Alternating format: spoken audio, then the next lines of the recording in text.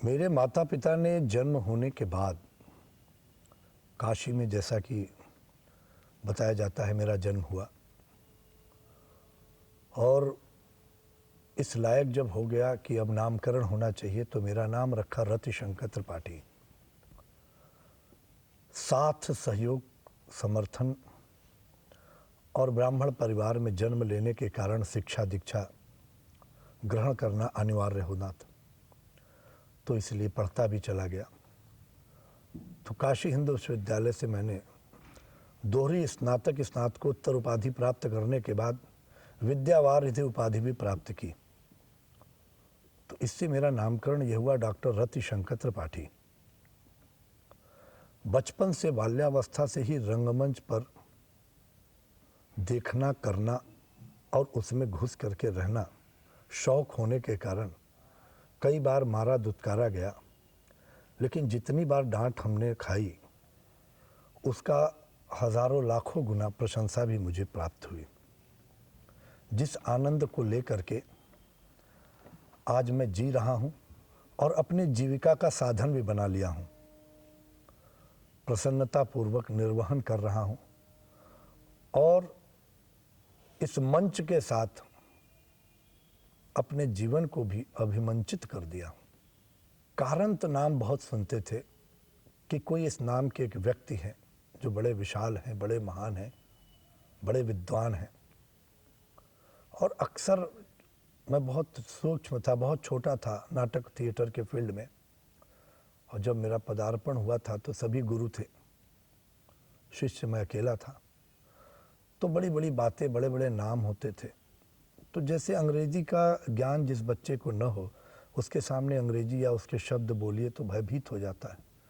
तो ये सब नाम सुन करके मैं बड़ा डर जाता था कि यार ये कौन आदमी है, कैसा आदमी है, क्या रूप रंग होगा इसका, कैसे बोलता चलता होगा, कि हर आदमी जितने यहाँ वरिष्ठ बैठे हैं सब उससे प्रभावित है। तो मैं एक दिन ज़रूर मिलूँगा। मेरी रंग यात्रा चलती रही। उस रंग यात्रा के क्रम में ही हमारी उनकी मुलाकात हुई दिल्ली में। चूँकि मैं बहुत कनिष्ठ था इसलिए उन्होंने भी कोई ज़्यादा तवज्जो नहीं दी, लेकिन हमें यह संतोष था कि जिस व्यक्ति का इतना नाम सुने थे उससे मिल लिए। अब काम ख़त्म, अब और ज़्यादा हमको नहीं चाहिए। बाद में उनके साथ एक गोष्ठी में, उनकी गोष्ठी थी, उन लोगों की गोष्ठी थी, मैं श्रोता के रूप में उपस्थित था, मैं वक्ता नहीं था। मुझे उपस्थित होने का, शामिल होने का मौका मिला तो ये लगा कि जितनी कहानी और उनके विषय में जानकारी प्राप्त हुई है, यहाँ काशी में उन्होंने वर्कशॉप का आयोजन किया, बहुत सारे कलाकारों ने काम किया, सबके अनुभव सुनते थे, सबकी बातें सुनते थे और उनसे मिले और उनके विषय में जाने। तो मुझे ये लगा कि ये कारंत व्यक्ति नहीं, संस्थान है। और ये चलता फिरता संस्थान जो है, नाम भी व्यक्ति ने प्राप्त किया और बदनाम भी हुआ, प्रशंसा भी प्राप्त किए, धुतकारे भी गए, लेकिन इन सब के बावजूद वो अपने यात्रा क्रम को कभी भंग नहीं किए। अज्ञातवास में भी चले गए तो भी अपने इस रंग यात्रा को उन्होंने बलपूर्वक जारी रखा। इतना बड़ा विद्यालय दे दिया उन्होंने राष्ट्र को। ये बात दूसरी है कि आज उस विद्यालय की धारा और स्थिति, रूप बदल चुका है। भोपाल में भी गए तो वहाँ पर भी उन्होंने उसको एक धारा दे दी। तो भारत के अंदर सभी प्रसिद्ध रंग कर्मियों में कारंत जी ने एक जो नई धारा बना करके खड़ी की, उस धारा पर आज भी बहुत सारे लोग काम कर रहे हैं और बड़ी मजबूत धारा थी। धीरे धीरे क्रमशः मेरी यात्रा भी मजबूत होती गई। मैं भी क्रमशः नाट्य क्षेत्र में थोड़ा थोड़ा बदनाम होने लगा था और ये बदनामी के जो शब्द थे उनके कानों तक भी पहुंच चुके थे। और जब दिल्ली में हमारी उनकी मुलाकात हुई तो हम दोनों आपस में खुल गए और फिर अक्सर हमारी उनकी मुलाकात होने लगी। टहल करके निकल जाते रहे, कहीं पार्क वार्क में, सड़क पर इधर उधर कहीं बैठ जाते थे और वार्ता होती थी। उनकी बड़ी इच्छा थी, हमसे हमेशा कहते थे तुम नाटक कर रहे हो बनारस में, यहाँ पर हो रहा है, वहाँ हमको करना है एक नाटक। हमने कहा बताइए गुरुदेव, करवाएंगे आपका नाटक। है बहुत खर्चा लगेगा, नहीं होगा, पता नहीं कौन कलाकार है क्या। हम कहीं सब मत नेगेटिव सोचिए, आप चलिए तो मैं कराऊंगा। 7-8 लाख 10 लाख लगेगा। हमके इतना तो खर्चा करने की हैसियत नहीं है नाटक के लिए हमारी। 1 लाख 1.5 लाख 2 लाख लगेगा तो उतना व्यवस्था कर देंगे, आप चलिए। कौन सा नाटक करेंगे? तो क्या हमारी बड़ी इच्छा है जयशंकर प्रसाद का अजात शत्रु करना, और मैं चाहता हूं कि अपने जीवन काल में अजात शत्रु जरूर करूं। तो हम कहे ठीक है साहब चलिए, कृपा होगी अगर एक छोटी सी भूमिका हम भी करेंगे। तो हर आदमी अपना बायोडाटा लेकर घूमता है कि करण के साथ की, तो हमको भी वो आनंद मिल जाएगा जो प्राचीन काल से इतना सुनते आ रहे हैं, हमको भी मजा मिल जाएगा। तुमको जब करना है नाटक यहाँ पर आ जाओ, तुम कुछ दिन यहाँ पर रहो, हम करा देंगे तुमको यहाँ, लेकिन हमको जो नाटक करना है उसके लिए सोचो। तो हमने कहा कि हम जा रहे हैं बनारस, 3 दिन बाद लौटेंगे, शाम को 7 बजे यहीं हमारी आपकी गोष्ठी होगी। तो तय हो गया। 3 दिन के बाद जब हम दिल्ली लौटे, शाम को 7 बजे हम लोगों की मुलाकात हुई। तय समय पर हम दोनों आदमी मिले। क्या समाचार रहा? हम के गुरुदेव सब सेट है, सेट कर दिए। 2-2.5 लाख रुपए की व्यवस्था हमने कर ली है, हम आपका नाटक कराएंगे। बाकी नागरी नाटक मंडली प्रेक्षागृह निःशुल्क मिलेगा, सारी व्यवस्थाएं हो जाएंगी, कलाकार भी प्रचुर मात्रा में है। आपका इतना नाम है कि सबको याद जाएगा, नए पुराने मिलजुल करके किया जाता है, बहुत सारे खर्चे व्यवहार में हो जाएंगे। तो ये सब पहाड़ा हमने उनको पढ़ाया कि किसी तरह से गुरु चल दे काशी में। तो तैयार हो गए। उन्होंने कहा ठीक है, तो अब हम प्लानिंग करते हैं। हमने कहा प्लानिंग करिए। उसके बाद वो कहीं और व्यस्त हो गए, हम भी कहीं और व्यस्त हो गए, प्लानिंगें होती रही। इस तरह से जब हम लोग मिले तो फिर उसी अजात शत्रु पर, और आप ये समझिए कि 3 वर्ष इसमें बीत गए, ये हंसी मजाक में। इस बीच में हमने एक नाटक जयशंकर प्रसाद का किया, जनमेजय का नाग यज्ञ, बहुत बड़ा नाटक है, उसको प्ले को किया हमने डायरेक्ट, और उसकी प्रशंसा से अभिभूत हो गया। तो ये समाचार लेकर के गए वहाँ दिल्ली में, तो गुरुदेव मिले नहीं हमको, बेंगलोर कहीं साउथ भाग गए थे। फिर उसके बाद उनसे बात हुई टेलीफोन पर, तो उन्होंने कहा कि हम अगले हफ्ते आ रहे हैं। तो अगले हफ्ते फिर हम पहुँचे दिल्ली, और फिर हमने उनको बताया कि ऐसे ऐसे ये नाटक कर दिए। तो हम चाहते थे कि अजात शत्रुए कर दें, आप कर नहीं रहे, 3 साल हो गया, तो हम ही कर दे उस नाटक को। खबरदार करना मत, वो मेरा नाटक है, मेरे लिए रिजर्व रखो, और तुम कर दोगे तो बात व्यवहार संबंध खत्म हो जाएगा। मैंने कहा ठीक है, नहीं करेंगे, आप ही करिए। तो जयशंकर प्रसाद का नाटक हमारे लिए तो अभिशप्त था। प्रसाद का नाटक हमने चैलेंज के रूप में लिया था कि नाटक उनका नहीं कर सकते, नहीं हो सकता। तो गुरुओं से जो ताकत हमको मिली थी वो सारा ताकत संचय करके हमने लगा दिया था। तो अजात शत्रु नहीं कर पाए। फिर उनके अंतिम काल की बात बता रहे हैं, जब उसके बाद हमारी बाबा से मुलाकात नहीं हुई, दिल्ली में उन्होंने हमसे कहा कि देखो अब तबीयत ठीक नहीं लग रही है, पता नहीं हम क्या कर पाएंगे नहीं कर पाएंगे, अब सोच रहे हैं कि सब कुछ भी न करें, अजात शत्रु चल के काशी में कर दें। हम कहा आप खाली बोलते हैं, चलते करते हैं नहीं, इसलिए उस विषय में हम आपसे कोई बातें नहीं करेंगे। हम आपका टिकट बनवाते हैं, सुबह फ्लाइट पकड़िए, बनारस चलिए, अगले बार नाटक शुरू कर दें और वंचित करें। तो उन्होंने कहा अच्छा ठीक है, हमको 1 दिन का समय दो।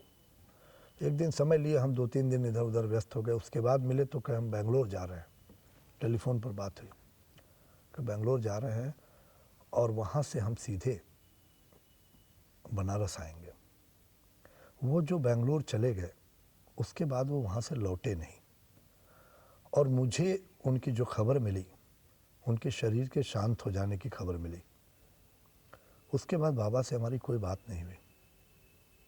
उनके परिवार से फ़ोन आया कि बाबा ने जो कुछ चीज़ें बाद में शायद वो लिख करके रखी थी अपने टेबल पर, उस पर टेबल पर उन्होंने लिखा था बनारस में रतिशंकर के साथ अजात शत्रु करना है।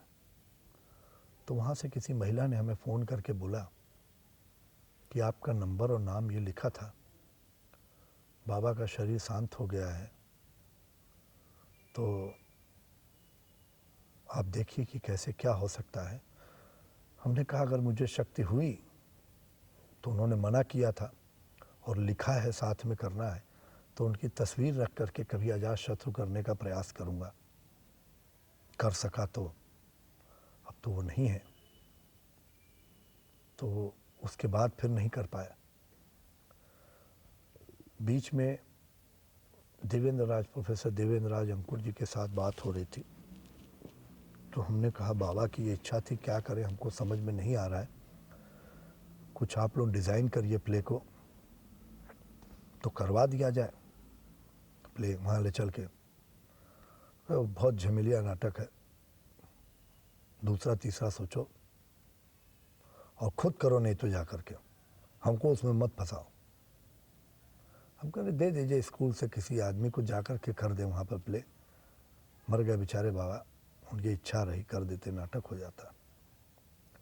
कह ठीक है, बताएंगे हम तुमको किसको ले जा सकते हो। फिर बातें नहीं हुई, फिर मैंने भी उधर ध्यान नहीं दिया, क्योंकि बताया हमने आपको कि रंगमंच की यात्रा से ये जो आजीविका का साधन हमने बना लिया, अर्थभोगी हो गए हम। रंगमंच हमारा शौक है, मिजाज है, नशा है हमारा, लेकिन इसके ऊपर का जो पायदान है वो भोजन व्यवस्था चलाता है, उसका नशा हमको लग गया, लत लग गई, वहाँ से धन प्राप्त होने लगा, तो हम व्यस्त हो गए। और उसका कारण ये कि रंगमंच पर उतना ध्यान नहीं दे पा रहे, तो इसलिए नाटक हमारा पट हो गया, नहीं कर पाए। इच्छा है, कभी शक्ति संचय हुआ तो अजातशत्रु एक बार फिर से, हालांकि हमने जन्मेजय के बाद यह निर्णय किया था कि प्रसाद जी का कोई नाटक नहीं छुएंगे हम। प्रसाद जी बड़े विद्वान आदमी रहे, बड़ा अच्छा रहा है, लेकिन उस नाटक के साथ हमारे साथ एक व्यक्तिगत दुर्घटना हो गई ऐसी, और लोग कहते भी थे कि ये जन्मेजय नाटक जो है ये अभिशप्त नाटक है, इसको नाटक को जो करता है वो कुछ न कुछ भोगता है। और हमने कहा था कि सब कुछ नहीं होता, चूतिया अपना बेवकूफ़ी है, कुछ नहीं होता। लेकिन जिस दिन हमारा शो था उसके एक दिन पहले ही मैंने इतनी भयंकर चीज़ भोगी कि हमें लगा कि नहीं करना चाहिए। तो प्रसाद जी को ही नमस्ते कर दो, उनका नाटक मत करो। परंतु जब कारण जी की याद आती है तो लगता है कि अजातशत्रु करना चाहिए। तो हमने अपने संस्था में, नागरी नाटक मंडली संस्था में भी कई लोगों से हमने जिक्र किया, लेकिन दोनों चीज़ें होती हैं, एक तो योग्य व्यक्ति हो, दूसरा समय हो, इन दोनों चीज़ों की उपलब्धता हो। संस्था धन लगाने को तैयार है, संस्था में हमारे जो ट्रस्टी लोग हैं, अध्यक्ष हैं, सेक्रेटरी हैं, उसके ट्रस्ट के मेंबर हैं, अर्थ की समस्या नहीं है। समस्या है कौन निर्देशित करेगा और कौन अभिनय करेगा। अभिनेताओं को जुटाना मेढक तौलने के बराबर काम है। हर वर्ष यहाँ पे वर्कशॉप लगाते हैं, 50 से 60 लड़के तैयार करते हैं। ज़्यादातर लड़के भाग जाते हैं फिल्मोनिया से ग्रसित होकर, या अपने गांव गिरांव चले जाते हैं, क्योंकि पूर्वांचल से लड़के आते हैं, जौनपुर, गाज़ीपुर, आजमगढ़, बलिया, छपरा, बिहार, सासाराम, बेगूसराय, इन जगहों से आते हैं लड़के, चले जाते हैं अपने घरों को। 5, 7, 10 लड़के बसते हैं। वो 5, 7, 10 लड़के भी इधर उधर भटकाव में रहते हैं। अब सबको इकट्ठा करके ले करके फिर नाटक को करना, और अजातशत्रु नाटक 2-4 लोगों का नाटक नहीं है, बड़े अच्छे सिद्धहस्त लोगों का है, मेहनत करके काम करने वाला। तो योग्य व्यक्ति जब खड़ा हो जाए करने के लिए, तो समस्त चीज़ों को जुटा करके वो नाटक हो, तो मुझे लगता है कि मेरी तरफ से उनको सच्ची श्रद्धांजलि होगी। अगर कहीं उनकी आत्मा ब्रह्मांड में होगी तो उसको लगेगा कि धरती पर जो मैं नहीं कर सका, इच्छा लेके वापस आया हूँ, आज वहाँ पर हो रहा है। कभी अगर चाहे माँ सरस्वती का आशीर्वाद हुआ तो मैं निश्चित इस कार्य को कराऊंगा। नहीं कर सका, शरीर हमारा भी शांत हो गया तो बात अलग है। वो स्वयं और उनके समकक्षी कर्नाटक, गिरीश कर्नाड जी वगैरह ये लोग हैं, मणिपुर के नाटककार हैं, इन सारे लोगों ने प्रयोग किया नाटकों में, और उन्होंने भी बहुत प्रयोग किया, लेकिन उनके नाटक जो संगीत प्रधान होते थे, संगीत पर वो स्वयं, वो विचित्र आदमी थे ना भाई। सारे निर्देशकों को हमने देखा कि अब क्या हुआ है कि जो आधुनिकीकरण हुआ है हमारे आज के नाटक परंपराओं का, मंचन का, मैं रियलिस्टिक थिएटर और हिस्टोरिकल थिएटर और क्लासिकल थिएटर की बात नहीं कर रहा हूँ, एडवांस स्टेज की बात कर रहा हूँ। इसके अंदर समावेश जो हुआ है, पाश्चात्यकरण हुआ है, तो पश्चिमी चीज़ें लाकर के इतना भर दिया गया कि बहुत आधुनिक रूप में नाटक होने लगा। स्कूल कर रहा हो चाहे व्यक्तिगत लोग कर रहे हो, दुनिया भर की चीज़ें। तो अब क्या है, जैसे फिल्मों में विशेषज्ञ बुलाए जाते हैं तरह तरह के, फाइट मास्टर अलग आएगा, ड्रेस डिजाइनर आएगा, कॉस्ट्यूम वाला आएगा, फलाना ढिकाना, इस तरह से अब दुनिया भर के विशेषज्ञ आ जाते हैं, उसमें काम करने के लिए जोड़ लिए जाते हैं। पहले एक डॉक्टर हुआ करता था, सर से लेके पैर तक कोई भी बीमारी हो आपको, वो एक डॉक्टर नर्व पकड़ता था, उसका पूरा इलाज करेगा, और विश्वास के साथ आदमी जाता रहा, चाहे किडनी खराब हो जाए आदमी की, चाहे हार्ट लंग्स उसका सिकुड़ जाए। आज हर एक एक नस के नाखून के भी अलग अलग डॉक्टर, उसकी पढ़ाई हो गई है। और वो डॉक्टर जो पहले कॉन्फिडेंट रहता था मर्ज देख के दूर कर दे, वो भी पुर्जे में 6 इलाज और 6 जांच लिखता है पहले, कि पूरे शहर भर घूम करके आ जाओ, सब जांच करके रिपोर्ट ला दो, तब हम दवा करेंगे। ठीक उस तरह से नाटक के अंदर भी रोग लग गया कि बहुत सारे विशेषज्ञों को एकत्रित करके नाटक किया जाए, और वो हो रहा है। लेकिन हमने कारंत जी को देखा और अलका जी साहब को भी मैंने देखा, उनका नाटक वहाँ रक्त कल्याण में पूरे रिहर्सल पर जुड़ा था दिल्ली में, कि ये विलक्षण प्रतिभा के लोग, ऑल इन वन टाइप के, किसी अतिरिक्त व्यवस्था और विशेषज्ञ की आवश्यकता ही नहीं है। सीन समझा रहे हैं, डायलॉग बता रहे हैं, उसको स्क्रिप्ट को एडिट भी कर रहे हैं, मूवमेंट भी बता रहे हैं, पूरा संगीत पक्ष भी देख रहे हैं, कहाँ कितना उठान होना चाहिए, कहाँ रुकना चाहिए, और कौन सी शैली में इसको गाया जाना चाहिए, और मंचन कैसे होना चाहिए, बीच के गैप में कौन सा बैकग्राउंड म्यूजिक होना चाहिए, सारी चीज़ों को डिसाइड कर रहे हैं, बता रहे हैं, खुद गा रहे हैं, कलाकार से गवा रहे हैं, और पहले उसको गाने का मौका दे रहे हैं, बाद में खुद गा रहे हैं। बहुत सारे लोग आपको मिलेंगे, कहेंगे गाली देते रहे, ये करते रहे, अनुशासन करते रहे, डंडा चढ़ा रहे, सब सामान्य सी बात है। जो आदमी उसमें रचा बसा रहेगा, जो उस काम के प्रति ईमानदार होगा, वो अपने सामने वाले को बेईमान जब देखेगा तब उद्वेलित हो जाएगा। अगर हम किसी चीज़ के प्रति ईमानदार हैं, हम कोई चीज़ एक बना रहे हैं तस्वीर, उसको छेड़ेगा जो भी, हम उत्तेजित हो जाएंगे। अगर आप नहीं छेड़ते हो तो मैं उत्तेजित नहीं हूँगा, अच्छा काम करो। हम ही प्ले कराते हैं, लड़के साले ठीक नहीं करता कोई आदमी तो भड़क जाते हैं, उसके ऊपर डंडा चला देते, गुस्सा या गाली दे देते हैं, तो कोई भी कर देगा।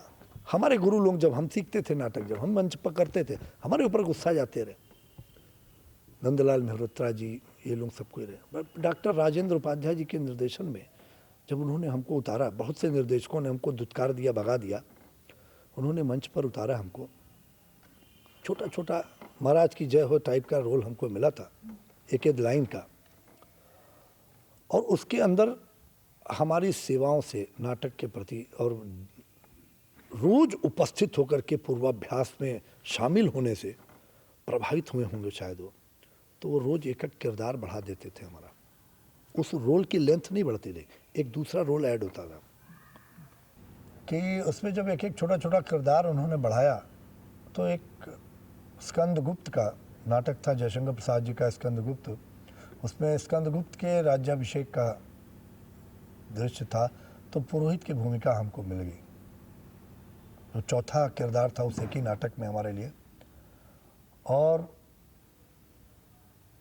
उसमें स्वस्ति वाचन करना था, संस्कृत का श्लोक मुझे शुद्ध उच्चारित करना नहीं आता था, तो भड़क गए थे हमारे ऊपर कि ब्राह्मण के लड़के हो, के खानदान में पले हो, संस्कृत नहीं बोल सकते हो, बेकार। बहुत क्लेश कष्ट हुआ, हमको लगा कि बात ठीक कही गई है, होना चाहिए ऐसा, और हम जा कर के अध्ययन प्रारंभ कर दिए कि अपने अंदर से वो शकार को निकालें, जो अशुद्ध है उसको शुद्ध करें। और बड़ी कठिन साधना के साथ हमने अपने उच्चारण को सुधार लिया, स श के फ़र्क को समझ करके उसको दूर किया हमने। तो इस तरह से अगर टोका गया हमको और हमारा अहंकार जागृत हो जाएगा कि हमें टोका गया, बिगड़ा गया, गाली दी गई, तो उससे नष्ट हम ही होंगे।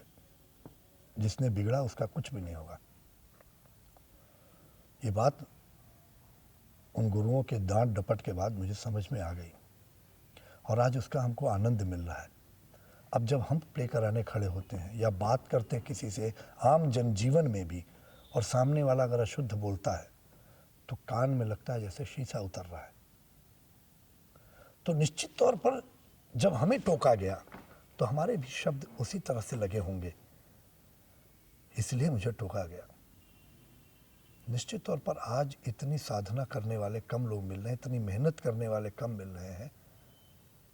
अगर उस जिजीविषा के साथ मेहनत करें तो निश्चित तौर पर एक बार फिर इस क्षेत्र में, हिंदी क्षेत्र का, हिंदी रंगमंच का, जो कर्नाटक से आकर के, दक्षिण भारत से आकर के उत्तर भारत के अंदर हिंदी के नाटकों को करने के लिए, हिंदी नाटक को जीवित करने के लिए, हिंदी बेल्ट में नाटक, संगीत प्रधान नाटक, समरसता के साथ नाटक करने की कल्पना को लेकर के जिस व्यक्ति ने अपने को आहूत कर दिया, जो जिया ही उसके लिए, नाटकों के लिए, और मरा भी नाटकों के लिए, और आज उसके ऊपर नाटक ही लिखे जा रहे हैं, लेखनी लिखी जा रही है, उनके विचारों को बल मिलेगा, उनको शक्ति मिलेगी और उनके आंदोलन को बल मिलेगा। ऐसा मेरा व्यक्तिगत सोचना है और ऐसा होना चाहिए। बीच की एक घटना मैं बीच में छोड़ गया था। बाबा आए थे बनारस बीच में, काशी हिंदू विश्वविद्यालय में कुछ आए थे। फिर हम लोग मिले गंगा घाट पर, चौसट्टी घाट पर टहलते हुए एक जगह पत्थर पर बैठे थे। उनका वो शब्द, लाइन वो याद आ रही है। हमने पूछा कैसा आप महसूस कर रहे हैं यहाँ बैठ करके? तो कुछ देर तक वो गंगा जी की तरफ ऐसे देखते रहे। उसके बाद कहे, जहाँ से चले थे वहीं आ गए हैं। तो शायद कुछ दार्शनिकता रही होगी उनके लाइन के पीछे, हमको समझ में नहीं आई। हमने कहा इसका मतलब बताइए बाबा। कि जाने दो उसको। अब हमको अपना ज्ञान भिड़ाने के बाद ये लगता है कि शायद वो सोचे होंगे अपनी यात्रा के लिए, अपने दर्शन के लिए, कि यहाँ से प्रारंभ किए थे और यहाँ लौट करके आए हैं। वो विलक्षण प्रतिभा के धनी थे। अपूर्ण क्षति हुई है। जो स्थान वो रिक्त कर गए हैं, वो स्थान भरा नहीं जा सकता। उनके समकक्षी बहुत से रंगकर्मी हुए हैं। उनसे बहुत अच्छे भी होंगे, उनसे बहुत बुरे भी होंगे, निश्चित तौर पर होंगे। पृथ्वी वीरों से खाली नहीं है। एकमात्र सिर्फ वही थे और वही चले गए, ऐसा भी नहीं है। परंतु उनसा कोई नहीं है और उनसा कोई नहीं होगा। श्रेष्ठ होगा, उप होगा, पर वैसा नहीं होगा। कारण थे, आज भी कारण थे। जीवित न रहते हुए भी आज जीवित हैं। रंगकारों के बीच में, कलाकारों के, रंगबाजों के बीच में। तो कलाकार ही एक ऐसा है जो वर्तमान को जीता है हमेशा, न भूत को न भविष्य को। उन्होंने भी वर्तमान को जिया और वर्तमान ही अपना छोड़ के गए। हम आज बात कर रहे हैं तो हमारे सामने वो खड़े हैं। तो ऐसे थे कारंत भैया।